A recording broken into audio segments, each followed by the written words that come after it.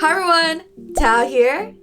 This right here is likely one of the main reasons why you'd pick up a Galaxy device, and every year, Samsung aims to improve it. I think we can all agree that a stylus isn't what most would consider sexy. So what did Samsung do this time around to make it stand out? What's actually new when you compare it to the S Pen on the older Note 9? Let's take a closer look. Starting off with physical differences. The new S Pen is slightly shorter and now rocks a uni-body design. It definitely feels sturdier when compared to the one on my Note 9. According to Samsung, the new S Pen's Bluetooth functions can go for up to 30 minutes of continuous use or 10 hours on standby. But to fully charge, it does take around 10 minutes now. Just like all the S Pens in the past, using it as a regular stylus for things like navigating or note-taking doesn't require any battery power.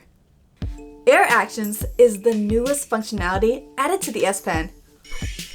It now has a motion sensor inside and can detect when you wave it in certain directions.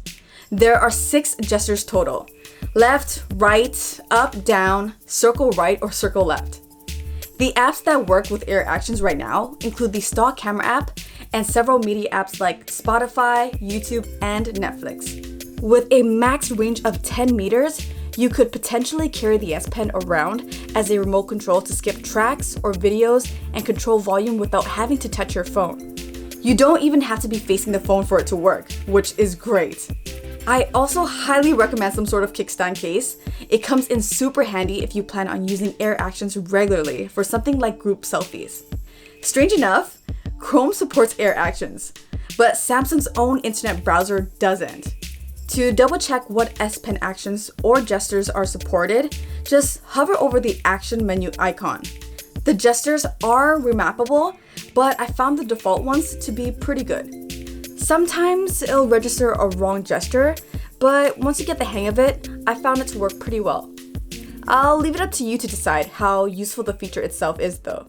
Converting handwriting to text isn't new per se, but it's being done slightly different on the Note 10. On the Note 9, we had this button here that will convert the entire handwritten note into typed text.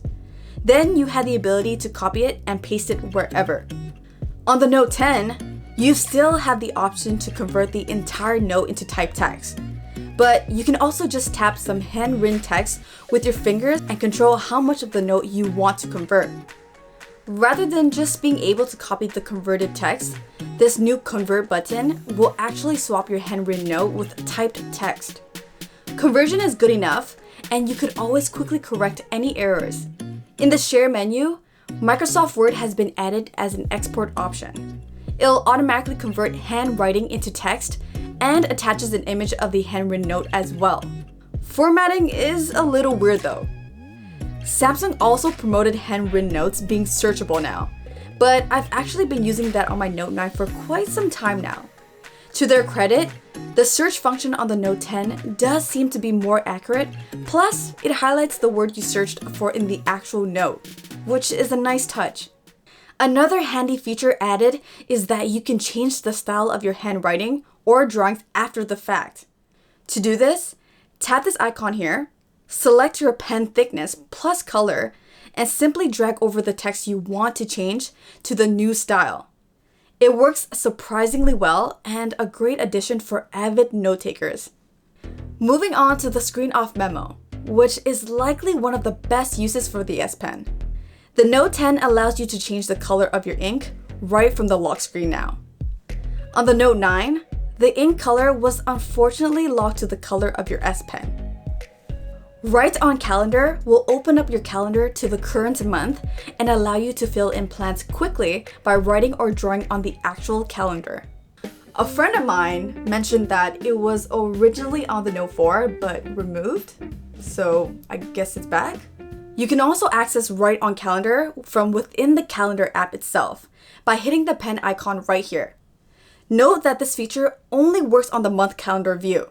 I like it, but actually found it kind of hard to write in such tiny boxes, and there's no way to zoom in either. Hopefully this can be added in a future update. The Note 10 now has a screen recorder built in that you can access right from the quick settings. Tapping the pencil icon allows you to write on the screen live while it's recording using the SPen, which could come in real handy for demonstrations or instructions.